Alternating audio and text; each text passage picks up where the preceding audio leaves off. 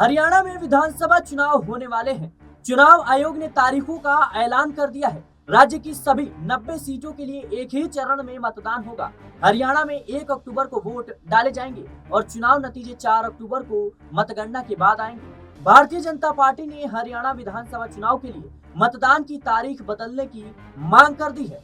आपको बता दें कि हरियाणा भाजपा अध्यक्ष मोहन लाल बडोली ने चुनाव आयोग को एक पत्र लिखा है, जिसमें उन्होंने कम मतदान के डर से 1 अक्टूबर की मतदान तिथि को बदलने के लिए कहा है।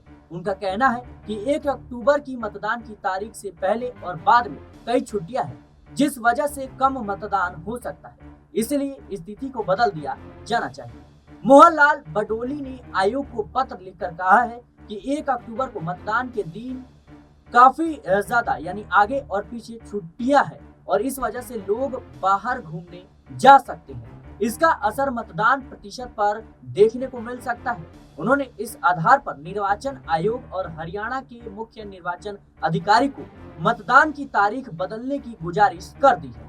अपनी चिट्ठी में उन्होंने जिक्र किया कि 28 तारीख को शनिवार और 29 तारीख को रविवार और 1 अक्टूबर को सोमवार को मतदान होगा, जबकि 2 अक्टूबर को गांधी जयंती की छुट्टी है और 3 अक्टूबर को अग्रसेन जयंती का अवकाश है। ऐसे में 6 दिन का लंबा वीकेंड होने के कारण लोग छुट्टियों पर जा सकते हैं, घूमने जा सकते हैं। लोकसभा चुनाव के बाद निर्वाचन आयोग ने कहा था कि हमने इन चुनाव से सबक सीखा है कि भीषण गर्मी में चुनाव और सप्ताहांत में मतदान नहीं कराना चाहिए। पिछली बार यानी 2019 में विधानसभा चुनाव में एक ही चरण में वोट डाले गए थे। तब हरियाणा विधानसभा की सभी सीटों के लिए 21 अक्टूबर 2019 को वोट डाले गए थे।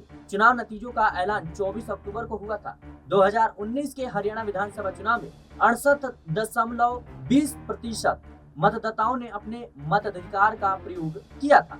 हरियाणा विधानसभा चुनाव 2019 में बीजेपी 36.7% वोट शेयर के साथ 40 सीटें जीतकर सबसे बड़ी पार्टी बनकर उभरी थी। तब कांग्रेस को 28.2% वोट मिले थे और पार्टी 31 सीट जीतने में कामयाब रही थी, दूसरे नंबर पर रही थी। वहीं दुष्यंत चौटाला की जननायक जनता पार्टी को 14.9% वोट शेयर के साथ 10, हरियाणा लोकहित पार्टी को 1% से कम वोट शेयर के साथ 1 सीट पर जीत मिली थी। फिलहाल के लिए इस रिपोर्ट में इतना ही। देश और दुनिया की तमाम खबरों के लिए बने रहना नेक्स्ट पॉलिटिकल फाइल।